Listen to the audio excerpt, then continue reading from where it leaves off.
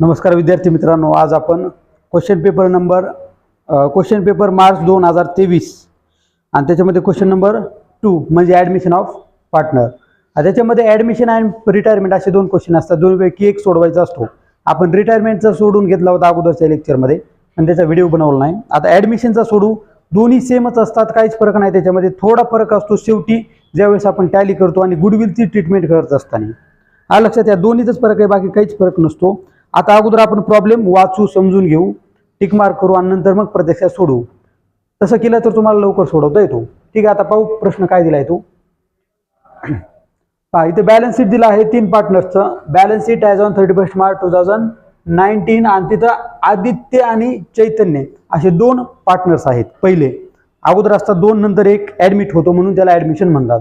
ठीक आहे, त्यांचा रेशिओ सांगितलं 3:2. लक्षात ठेवा, फक्त शेवटी लागणार आहे गुडविलची ट्रीटमेंट करत असताना. ओके, तुम्हाला माहिती लॅबिलिटी साईट आणि asset side. Liability side transfer to credit side or liability side. Liability कुठं ट्रान्सफर होते? लॅबिलिटीला किंवा क्रेडिटला. Asset transfer to asset to or debit side. ॲसेटला किंवा डेबिटला ट्रान्सफर होणार, एवढं लक्षात ठेवा. ठीक आहे, आता याच्यामध्ये करंट अकाउंट आहे. करंट अकाउंट आपण ओपन केलेलं आहे. ठीक आहे, आता त्याच्यानंतर ॲडजस्टमेंट काय सांगितलं पहा. They admitted Sachin into partnership 1st April 2019 on the following terms.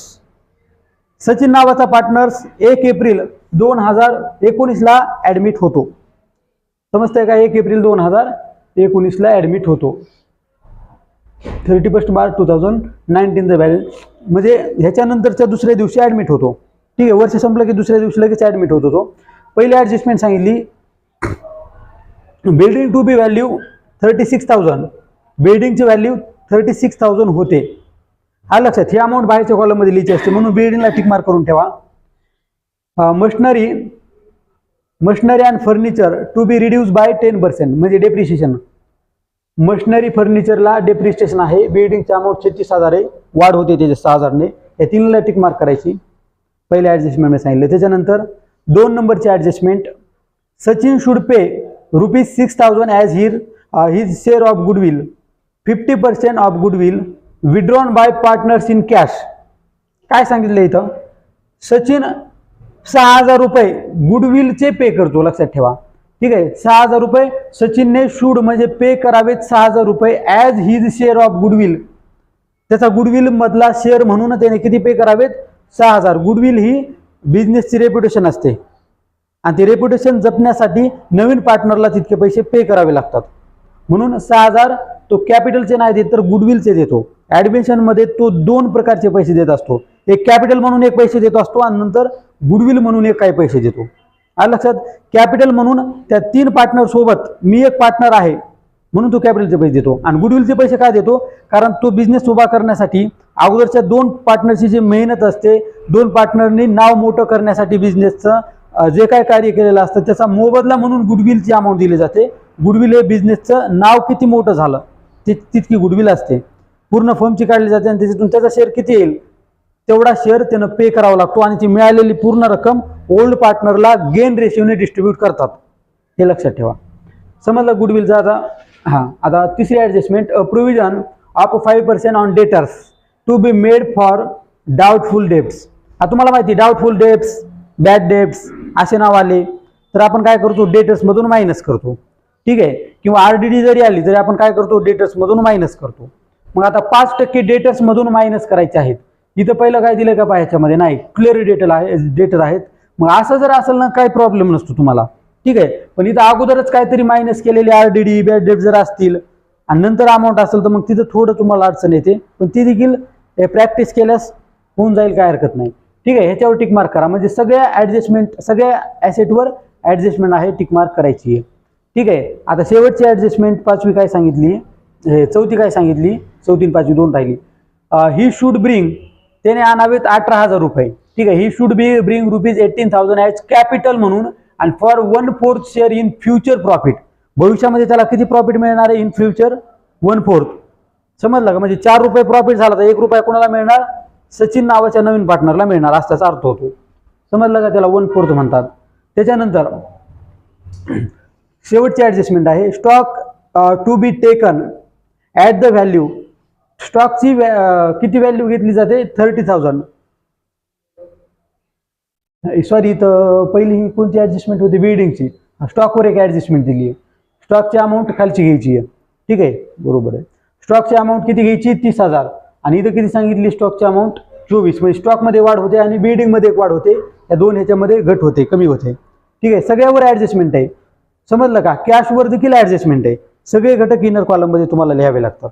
समजते का? कॅशवर ऍडजस्टमेंट काय, कारण तो कॅश आणणार आहे गुडविल म्हणून, त्याच्यानंतर आणखीन तो काय आणणार आहे, कॅपिटल आणणार आहे. ठीक आहे, कॅशमध्ये. मग त्याच्यामुळे कॅश ही इनर कॉलमला घ्या किंवा कॅश अकाउंट तयार करा. आपण कॅश अकाउंट तयार केलं नाही. ठीक आहे, तेवढी आपण एक महिन्यात थोडी वाचू शकतो. कॅश अकाउंट नाही केलं तर चालतं, फक्त इनर कॉलममध्ये अमाऊंट घेऊ.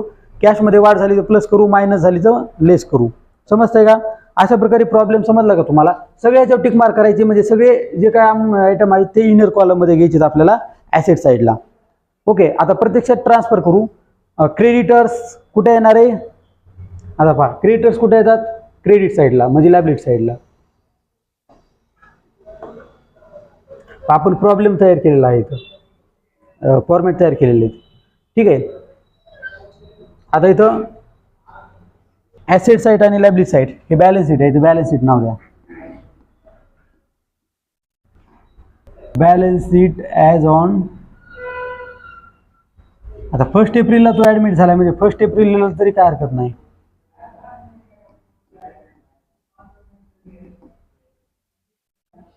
(2019). ठीक आहे, क्रेडिटर्स इथं लिहा अर्ध्या पेजमध्ये. क्रेडिटर्सवर काय ऍडजस्टमेंट सांगितली का? सांगा, सांगितली का काय ऍडजस्टमेंट? नाही. तर कुठे घेणार क्रेडिटरची अमाऊंट? लायबिलिटी साईडला. क्वेश्चन हा 60,000 आहे. ओके, बाहेरच्या कॉलममध्ये लिहा. ठीक आहे, पुढे काय सांगितलं आता? Capital account. दुसरी काही लायबिलिटी आहे का? नाही. मग कॅपिटल अकाउंट कुठे लिहितो आपण? कॅपिटल अकाउंट इथंच आहे. कॅपिटल अकाउंटच्या कोणत्या साईडला? डेबिट का क्रेडिट? कॅपिटल अकाउंट डेबिट का क्रेडिट साईडला? डेबिटला कसं येईल रे? लायबिलिटी साईड, क्रेडिट साईड आहे. मग आधी सांगितलं तुम्हाला लायबिलिटी साईड कुठून ट्रान्सफर होते? लायबिलिटी साईडला किंवा क्रेडिट साईडला. मुली त्याला बाय बॅलन्स ब्रॉट डाऊन. अरे वर्ष संपत आलं, परीक्षा जवळ आली तरी तुम्हाला डेबिट किंवा क्रेडिट समजत नाही. मला सगळं डेबिट क्रेडिट फक्त लक्षात ठेवायचे. दोनच साईड आहेत आपल्याकडे, तिसरी साईड नाही अवेलेबल. ज्यावेळेस अवेलेबल होईल त्यावेळेस तुम्हाला कळू, पण होणार नाही. ठीक आहे, 60,000 क्रेडिटर झाले. आता आदित्यचे कॅपिटल 42 आणि चैतन्यचे 42. दोन्ही कॉलममध्ये त्यांच्या 42,000 आणि 42,000. ठीक आहे, तिसऱ्याच्या कॉलममध्ये डॅश. तिसऱ्याचं इथं जुनं बॅलन्स काय नाहीये. जुनं कॅपिटल आहे का तिसऱ्याचं? म्हणजे सचिनचं नाही. ज्यावेळेस नवीन येईल त्यावेळेस आपण पाहू. करंट अकाउंटचं केलेलं आहे आदित्य आणि चैतन्य.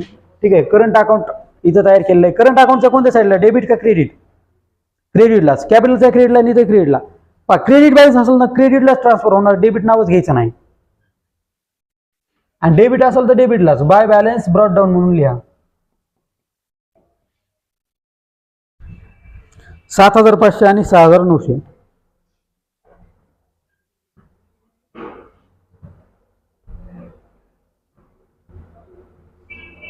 तिसऱ्याचं नाहीये. ठीक आहे, आता ऍसेट साईड. ऍसेट साईड पूर्ण कुठे घेणार आहेत? ऍसेट कुठे घेतो? ऍसेटलाच. ऍसेट साईट ही डेबिट साईट असते, म्हणून ऍसेटला घ्या. पाहिजे पहिल्यांदा सुरुवातीला बिल्डिंग आहे. सर्व इनर कॉलम मध्ये लिहा. एक एक ऍडजस्टमेंट आहे त्याच्यावर. बिल्डिंग, बिल्डिंगची अमाऊंट 30,000 इनर मध्ये लिहा. त्याच्यामध्ये वाढ झाली घट झाली नंतर आपण पाहू. फर्निचर,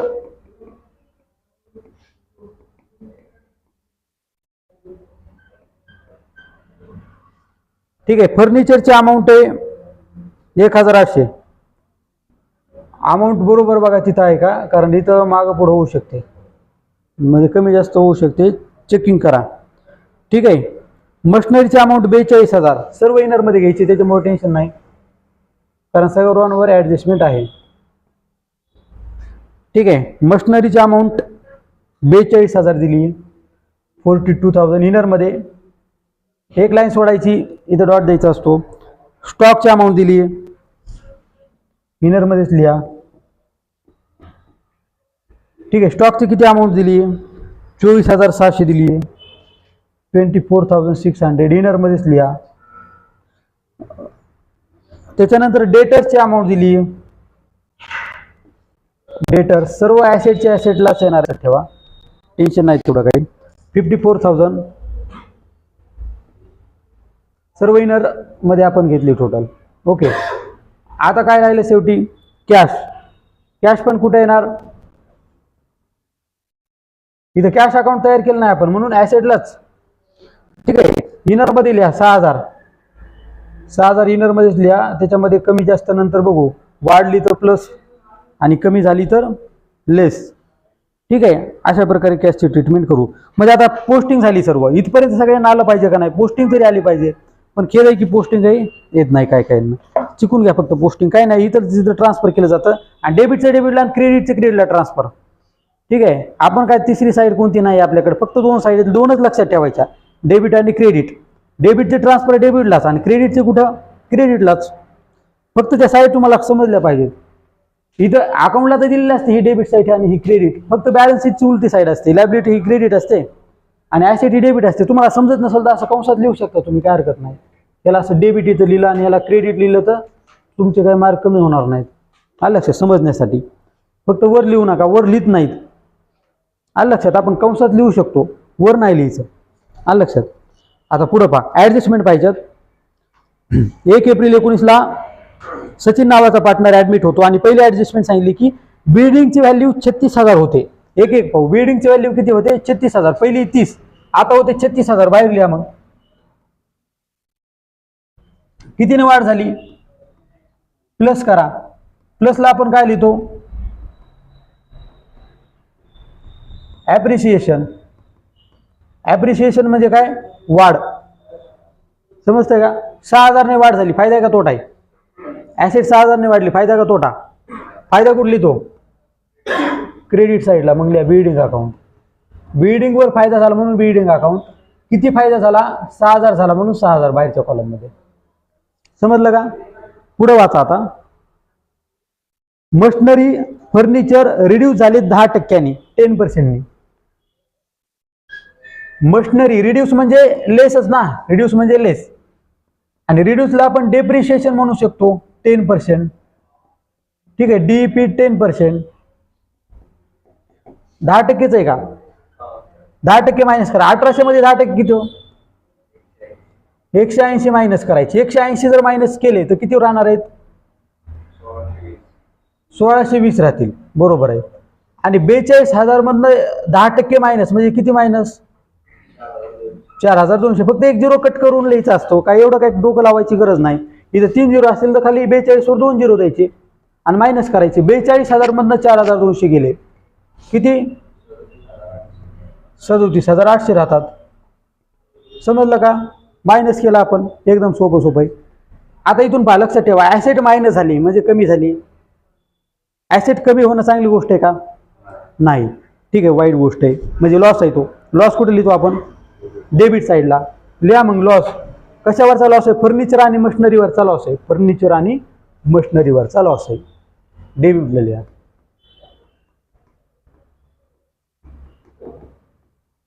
फर्निचर वरचा लॉस आहे 180 आणि मशिनरीवरचा लॉस एक आहे. मशिनरीवरचा लॉस किती आहे? 4,200, 4200. 10% दोन्हीवर. समजलं का? अवघड आहे का इथपर्यंत? पहिली ऍडजस्टमेंट झाली. आता दुसरी ऍडजस्टमेंट काय सांगते? Sachin should pay 6,000 as his share of goodwill. ठीक आहे, आधी तितकेच बघू. त्याच्यामध्ये 2 पार्ट आहेत आणि 50% काय करतात ते ओल्ड पार्टनर उचलतात. काय? गुडविलची अमाऊंट. ठीक आहे, पहिल्यांदा काय होतात? 6,000 रुपये बिझनेसमध्ये कॅश येते, गुडविलची कॅश येते. लक्षात येते का? कोण देतो? नवीन पार्टनर देतो, पण गुडविल म्हणून देतो. त्याचं नाव घेतलं जात नाही ज्यावेळेस कॅश आणली जाते. कॅश येते, मग कॅशमध्ये प्लस होणार. कॅश येते म्हणजे काय होणार? कॅशमध्ये प्लस होणार. ठीक आहे, इथं कॅशमध्ये प्लस करा. कशाची कॅश येते? गुडविलची कॅश येते. कॅशमध्ये प्लस किती येते? कॅश 6,000. पहिले होते 6,000 आणि आता झाले आणखीन त्याच्यामध्ये 6,000 ॲड. मग 6 किती हजार होणार आहेत? 12,000. 12,000 खालीच लिहा. आणखीन त्याच्यामध्ये प्लस मायनस होणार आहे म्हणून आणखीन त्याला बाहेर लिहायची गरज नाही, इनरमध्येच राहू द्या. 6,000चा सेकंड इफेक्ट झाला पाहिजे. पहिला इफेक्ट कुठं झाला? ॲसेटला झाला. ॲसेटला डेबिटमध्ये प्लस झाला. दुसरा क्रेडिटला व्हायला पाहिजे. कॅपिटलच्या क्रेडिटला नाही तर करंटच्या क्रेडिटला होतो, कारण इथं करंट अकाउंट ओपन केलंय. ज्या काही ट्रीटमेंट होतात त्या करंटमध्ये होतात. आलं लक्षात? कॅपिटलमध्ये जर कॅपिटलच वाढ झाली, कॅपिटलच आला ना तर कॅपिटलच्या क्रेडिटला इफेक्ट झाला असता. पण कॅपिटल सोडून दुसरा कोणताही इफेक्ट असेल तर करंटमध्ये होतो, कारण करंट अकाउंट सर्व व्यवहार पाहत असतो. जसे की समजा तुम्हाला उदाहरण देतो, जर समजा वडील एकटेच असतील तर वडील सर्व काम करतात, बरोबर आहे का? आणि वडिलांच्या हाताखाली समजा मुलगा आला तर मुलगा काय करणार? छोटे छोटे सगळे काम करणार, पण जे मेन काम आहे ते वडील करतात. जसे कॅपिटल अकाउंटमध्ये काय होत असतो? इफेक्ट फक्त कॅपिटल होतचा होणार, म्हणजे पैसे आले कॅपिटल म्हणून पैसे आले तर कॅपिटलमध्ये होणार. बाकी सर्व प्रॉफिट किंवा लॉस जर असेल तर करंटमध्ये होतात. म्हणून गुडविलचा सेकंड इफेक्ट कुठं होणार आहे? करंट अकाउंटच्या क्रेडिट साईडला, लक्षात ठेवा. त्याच्यानंतर गुडविल झाली. आता पुढे काय दुसरी ऍडजस्टमेंट त्याच्यानंतरची. आणि 50% गुडविल विड्रॉल करतात पार्टनर्स. पार्टनर्सने पैसे उचलले, ठीक आहे. आता पार्टनरने पैसे उचलले, पैसे जाणार. अर्धे पैसे उचललेत. किती रुपये? अर्धे. म्हणजे गुडविलची अमाऊंट किती आली होती? 6,000 आली होती, त्याच्यातले अर्धे उचलले. इथं मायनस करा. मग ड्रॉइंग्स बाय पार्टनर्स लिहा, ठीक आहे. पार्टनर्स कडून ड्रॉइंग झाली.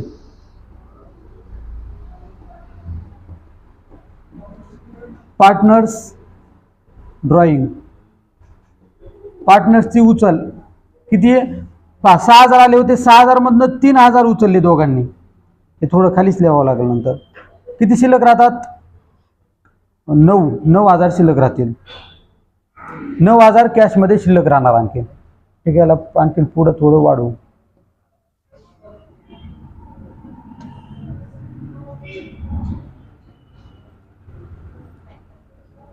ओके, समजलं का? 12,000 रुपये काय केले आपण? 12,000 मधनं 3,000 मायनस केले, 9,000 शिल्लक राहिले. आता 3,000 रुपये जे उचललेत दोघांनी, हा 50% उचलले ना. 6 मधले 3 उचलले म्हणून 3,000 मायनस झाले. 3,000 जे कमी झाले त्याचा सेकंड इफेक्ट व्हायला पाहिजे. तो देखील करंट अकाउंटच्याच कुठं होणार आहे? आता डेबिट साईडला. पहिला इफेक्ट कुठं झालेला आहे? ॲसेटला. ॲसेटला म्हणजे डेबिटला मायनस. डेबिटला मायनस म्हणजे क्रेडिटचा इफेक्ट. डेबिटला मायनस म्हणजे कुठं इफेक्ट? क्रेडिटचा इफेक्ट असतो. आणि दुसरा इफेक्ट कुठं होणार? डेबिटला. पहिला इथं क्रेडिटला, समजला का? डेबिटमधून मायनस म्हणजे क्रेडिट इफेक्ट. क्रेडिट इफेक्ट झाला. दुसरा कुठं व्हायला पाहिजे? डेबिटचा. म्हणजे करंट अकाउंटच्या डेबिटला जा आणि इथं लिहा to cash account. Cash account का? कारण उचलली ना, कॅश उचलली म्हणून कॅश. समजते का? आता 3,000 रुपये डिस्ट्रीब्यूट करून तसेच लिहायचे, ठीक आहे. आपण असे करू शकतो की त्यांचे 6,000चे डिस्ट्रीब्युशन काय आलं होतं? इथंच आहे. 6,000 डिस्ट्रीब्युशन होते 3,600 आणि 2400. ह्याच्यातले अर्धे अर्धे करू शकतात. 3600 अर्धे किती? 1,800. 1,800 उचलले. समजते काय होतंय ते? आणि 2400चे निम्मे किती? 1,200 उचलले. बाकीचे शिल्लक आहेत त्या दोघांनीच उचललेले आहेत, पहिल्याने आणि दुसऱ्याने. समजतंय का? हाफ 50% उचलले. ह्याला किती मिळाले होते गुडविलचे? 3,600. 3,600च्या 50% किती? 1,800, ठीक आहे. 2,400च्या 50% किती? 1,200. समजतंय का? 50%. आणि दोन्हीची टोटल केली तरी 3,000 झाली पाहिजे, होते का? बघा, दोघांची टोटल 3,000 होते, म्हणजे 3,000 दोघांनी उचलले. समजतंय का? काढून घेतले बिझनेसमधून. म्हणून त्यांच्या डेबिटला, डेबिट द रिसिव्हर, करंट अकाउंटच्या डेबिट साईडला. करंट अकाउंट जर नसताना हे सगळे इफेक्ट कॅपिटलमध्ये झाले असते. समजते का? करंट अकाउंटमध्ये तेवढा, आणि करंट अकाउंट असल्यास बाकीचे ऍडजस्टमेंट सोपे असतात. फक्त कुठे इफेक्ट, करंट अकाउंटमध्ये इफेक्ट कोणता होतो ते लक्षात ठेवणं गरजेचं आहे. कॅपिटलमध्ये कोणताच इफेक्ट होत नाही, फक्त कॅपिटलचा इफेक्ट होतो. कॅपिटलचं बॅलन्स आणि कॅपिटल म्हणून जर नवीन ऍड झाले तर ते एक बॅलन्स, बाकी काहीच इफेक्ट होत नाही, हे लक्षात ठेवा. आणि इथलचं जे बॅलन्स ट्रान्सफर ते एक कॅपिटलला होत असतं. आलं लक्षात? आता पुढे पहा, दुसरी ऍडजस्टमेंट झाली. तिसरी पहा, provision 5% on debtors to be made doubtful debts. आता प्रोव्हिजन करायची. डेटर्सवर प्रोव्हिजन 5%. डेटर्सवर प्रोव्हिजन किती आहे? 5%.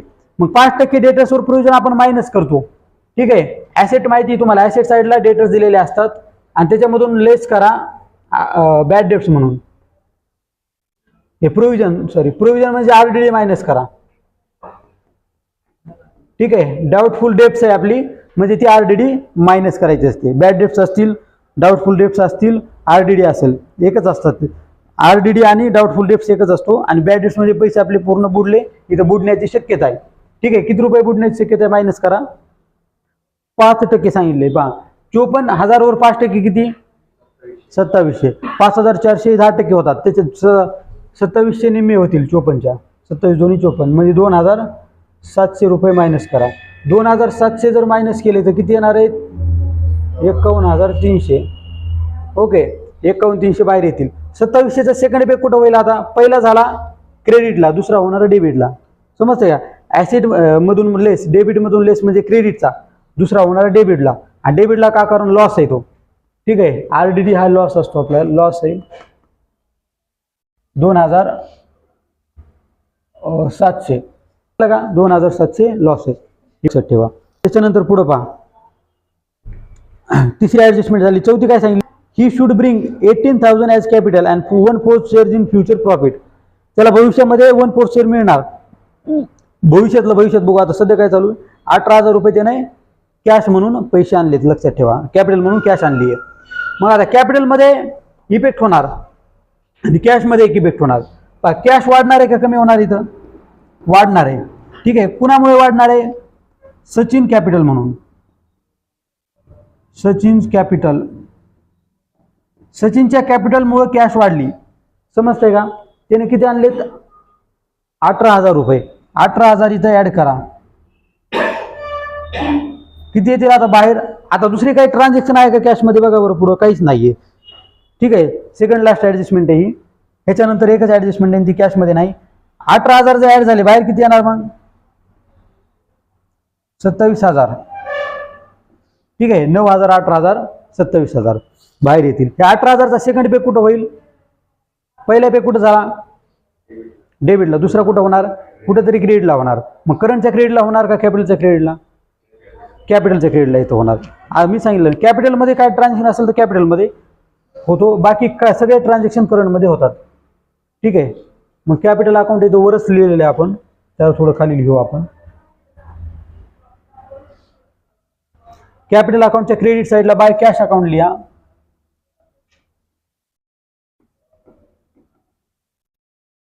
कॅश अकाउंट कुणाच्या कॉलममध्ये? सचिनच्या. किती रुपये? 18,000. समजतंय का? 18,000 त्याने कॅश म्हणून दिले, कॅपिटल त्याचं तितकं झालं.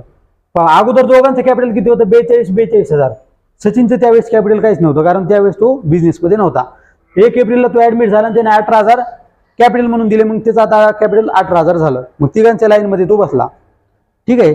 तिघं आता ऑफिशियल पार्टनर झाले. आता पुढं पहा, पाचवी ऍडजस्टमेंट काय सांगते? Stock is to be taken at a value. स्टॉकची व्हॅल्यू 30,000 घेतली जाते.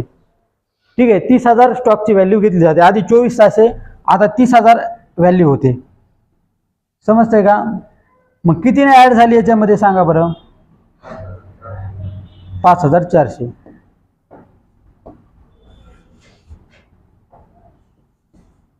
ठीक आहे. 24,700 मध्ये 5,400 ऍड झाले तर 30,000 रुपये येते. ही 30,000 रुपये वाढ जी झाली त्याला आपण इन्क्रीज म्हणा. ठीक आहे. इन्क्रीज झाली, वाढ झाली त्याच्यामध्ये प्लस. ठीक आहे. आता ॲप्रिशिएशन पण लिहू शकतो, काही चुकणार नाही. पण खरा शब्द तिथं स्टॉकसाठी इन्क्रीज असतो. स्टॉक इन्क्रीज डिक्रीज होते. आणि बाकी सर्व जे फिक्स ॲसेट असतात, फिक्स ॲसेट ॲप्रिशिएशन डिप्रिशिएशन होतात. समजलं का? किंवा इन्क्रीज डिक्रीज शब्द तुम्ही कोणत्या ॲसेटला लावला तरी काही फरक पडत नाही. समजतंय का? 5,400 वाढ झाली. फायदा आहे का तोटा आहे आपला? फायदा. फायदा कुठली? तो क्रेडिट साईडला. कशामध्ये फायदा झाला? त्याचं नाव स्टॉक. स्टॉकमध्ये फायदा किती झाला? 5,400. ठीक आहे. आता पूर्ण ऍडजस्टमेंट झाले का बघा एकदा. शेवटची काही राहील नाही, सगळी ऍडजस्टमेंट झाली. आता काय करावं लागेल? टॅली. ऍडजस्टमेंट झाले म्हणल्यास काय करावं लागणार आहे? टॅली. टॅली करण्यासाठी आपण काय पाहतो? कोणती साईड जास्त आहे? सांगा बरं, कोणती साईड जास्त दिसते? डेबिट का क्रेडिट साईड जास्त आहे? क्रेडिटच जास्त ना. इथे 400ला 400 येतील आणि इथं 11, 5 आणि 4 11, 11,400. हीच अमाऊंट आपण इथं घेतली 11,400. आता त्याचा डिफरन्स काढायचा. डिफरन्स काढण्यासाठी काय करतात, 8 आणि 2 10 ला 0, हातचा एक आलायचं 7, 8 9 10 11, 11 आणि 3 14 ला 4, हातचा एक आला झाले 3 7, 7 आणि 4 11, 4320 येते का बघा, 4320 हे डिस्ट्रीब्यूट करायचे आता 3 पार्टनरला, 2 पार्टनरला, ओल्ड 2 पार्टनर आहेत ना, 3:2 या रेशोने डिस्ट्रीब्यूट करायचे, डिवाइड 5 करायचे त्याला. ठीक आहे, सोपं आहे, काय नाही. 5 7 45 40 येतात. ठीक आहे, 40 मायनस केले 3, 5 30 येतात, 2 शिल्लक राहतात. ठीक आहे, आणि 5 20 येतात, म्हणजे 864. 864 इंटू याला 3 एकदा करायचं आणि एकदा इंटू 3 करायचे, एकदा 3 ने एकदा 2 करायचे. 4 1 4 4 2 8, 6 1 6 2 12 ला 2 हातचा एक आला, 8 2 16 आणि 1 17, 17 28, 4 12 ला 2 हातचा एक आला, 6 3 18 आणि 1 19. ठीक आहे, हातचा एक आला, 8 3 24 आणि 1 25 येतात, म्हणजे किती 2592 आणि 1728. 2592 आणि 1728 ह्या दोन्हीची टोटल क्रॉस चेकिंग करण्यासाठी बघायची एवढी आली का. 8 2 10 0 हात चाला 1, 10 2 12 2 हात चाला 1, 6 4 12 आणि 13 हात चाला 1, 4 बरोबर आहे. ठीक आहे, आता दोघांचं नाव लिहायचं, आदित्य आणि चैतन्य.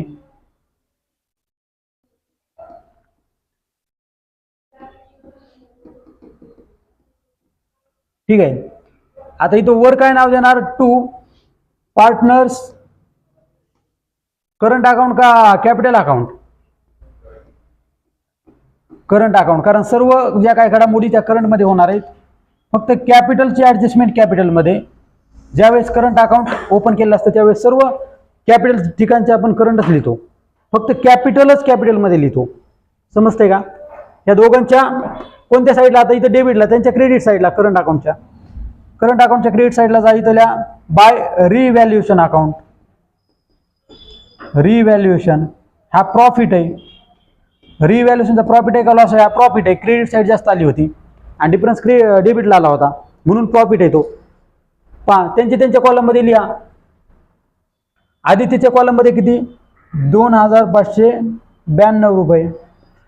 ठीक आहे, आणि चैतन्याच्या कॉलममध्ये किती, 1728 रुपये. आणि तिसऱ्याच्या कॉलममध्ये डॅश, तिसऱ्याच्या कॉलममध्ये काय आहे का नाही, आलं लक्षात. तिसऱ्याचं इथं नसतं जरी केला तरी कॉलम काय हरकत नव्हता, कारण त्याच्यामध्ये काहीच ॲडजस्टमेंट झालेले नाहीत. समजतंय का. आता ह्या दोघांची टॅली करायची. टॅली करण्यासाठी कुणाची कोणती साईड जास्त येते बघा. दोघांचं तसं जर पाहिलं तर क्रेडिट साईडच जास्त येते. ठीक आहे, क्रेडिट साईडची टोटल करा, तीच ॲज इट इज कुठे लिहा, डेबिट साईडला लिहा. पाहिजे 28 ला 28, दुसरं काहीच नाही ह्याच्यामध्ये. 7 आणि 4 11 आणि 20 ला 2 हातचे आले, इथे झाले 3 5, 5 आणि 6 11. ठीक आहे, 11,028 रुपये ही क्रेडिटची टोटल येईल. आणि तीच डेबिटला जर घेतली तर इथं 8 ला 8 राहतील. ठीक आहे, इथं 2 ला 2 राहतील, इथं परत 2 ला 2 राहतील, हे सॉरी 8 9 झाला 0 राहतील, हातचा एक आला, हे झाले 2 आणि इथं झाले 9 म्हणजे 9,828 डेबिटला डिफरन्स राहील. ठीक आहे, चैतन्याचा. आता आदित्यचा किती राहील, आदित्यची टोटल करा. इथं जर पाहिलं तर आपण 92 रुपये जशाला तसे घेऊ शकतो. त्याच्यानंतर 11 आणि 5 16, हातचा जर एक आला 11 12 13, 13,792, 13,792 इथे लिहू शकतो आपण. 13,792, 13,792 ला आपण 92 जशाला तसे लिहू शकतो, कारण खाली टोटलमध्ये 8 मध्ये किती ॲड केल्या 16 येतात, 8 आणि 8 16, 7चा एक आला, त्याचे झाले 2 म्हणजे 11. ठीक आहे, 11,892. ठीक आहे, आता ह्याला नाव काय देणार, to capital account. To capital account नाव द्या. बॅलन्स कॅरी डाऊन लिहू नका, इथं कुठं कॅरी डाऊन करायचं नाही. ठीक आहे, कॅपिटलला ट्रान्सफर करायचे ते बॅलन्स. ठीक आहे, कॅपिटल अकाउंटला ट्रान्सफर करायचे. पहा, पार्टनर्स कॅपिटलच्या डेबिटला म्हणजे कॅपिटल अकाउंटच्या क्रेडिटला एंट्री व्हायला पाहिजे याची. अमाऊंट लक्षात ठेवा 11,892, 11,892 क्रेडिट साईडला 11,892 आणि चैतन्याचे किती 9,828, 9,828. तिसऱ्याची काय आहे का नाही, याला काय नाव द्यायचं नाही तर बाय करंट अकाउंट नाव द्यायचं. ठीक आहे, करंट अकाउंट. आता इथं पहा कोणाची कोणती साईड जास्त आहे ते पहा. मी ज्या टॅली करतो ना आपण आणि 3 पार्टनर असतात त्यावेळेस ज्यावेळेस जो काय ऍडमिट होतो, जो कोण समजा रिटायर होतो, जो इन्सॉल्वंट होतो त्याची आधी टॅली करायची असते. इथे ऍडमिशन कोणाच झालंय सचिनचं, मग सचिनचं करा आधी. आणि तो 3 नंबरचा पार्टनर आहे 18,000. तीच साईड इथं घ्या 18,000 आणि तीच साईड वरली 18,000. समजतंय का, कारण इथं काहीच नाही म्हणजे 18,000 आली पाहिजे. ठीक आहे, या डिफरन्सला आपण नाव देतो टू बॅलन्स. हे बॅलन्स आपल्याला ट्रान्सफर करायचं म्हणून इथं carried down, to balance carried down. समजतंय का. आता चैतन्याचं जर तसं पाहिलं तर 828 जशाला तशी येऊ शकते.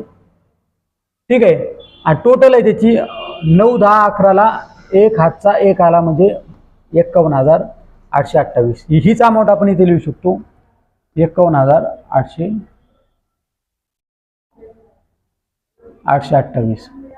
ठीक आहे, हीच अमाऊंट वर लिहू शकतो, वर काही नाही म्हणजे तितकीच अमाऊंट लिहितात 51,828. समजलं का, वर डिफरन्स काहीच नाही ना, मग रिकामी जागा भरायची असते आपल्याला. ठीक आहे, आता ह्या आदित्यची जे टोटल केली 892 जसं तशी येते 9, हे 2 आणि 1 3 होतात, 4 आणि 1 5 होतात म्हणजे 53,892. हीच अमाऊंट इथे येईल 53,892 आणि तीच अमाऊंट वर येईल 53,892 डिफरन्स म्हणून. आता हे बॅलन्स कॅरी डाऊन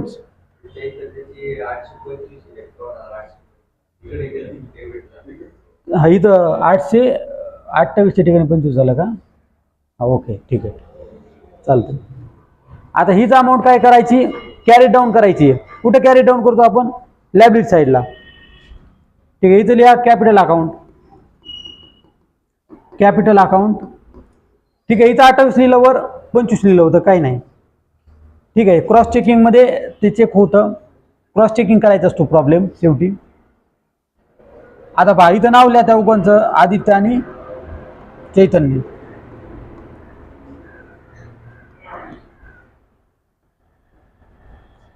ठीक आहे, आदित्य आणि चैतन्य. अमाऊंट इथंच इथं घ्या, डायरेक्ट बाहेर घेतली तरी चालते आणि इनरला घेतली तर टोटल बाहेर करावं लागते, त्याच्यामुळे डायरेक्ट बाहेरच घ्या, डबल टोटल करण्याची गरज नाही. 53,892. ठीक आहे, आणि 51 तिघांचे नाव लिहावं लागेल 51,828. ठीक आहे, आणि तिसरा कोण आहे सचिन. सचिनची अमाऊंट आहे 18,000. समजतं का, तिघांची ऍडमिशन मध्ये तिघांची बॅलन्स इथं घेतो आपण आणि रिटायरमेंट मध्ये फक्त दोघांची घेतो, कारण दोघं शिल्लक राहतात. इथं अगोदर दोघं होतात, आता तिघं झाली म्हणून तिघांची अमाऊंट घ्यायची असते. ठीक आहे, अशा प्रकारे पूर्ण प्रॉब्लेम झालेला आहे. आता शेवटची टॅली आता करा तुम्ही. ओके, होणार आहे टॅलीमध्ये काय प्रॉब्लेम नाही आहे तसं पाहिलं तर. ठीक आहे, करून बघा टॅली. ठीक आहे, आपला वेळ झालेला आहे त्याच्यामुळं टॅली करू शकता तुम्ही. ठीक आहे, समोरच आहे 100% टॅली होणार, काहीच प्रॉब्लेम नाही त्याच्यामध्ये. धन्यवाद. प्रॉब्लेम सगळं तुम्हाला समजलं असेल अशी अपेक्षा व्यक्त करतो या ठिकाणी थांबतो. थँक्यू.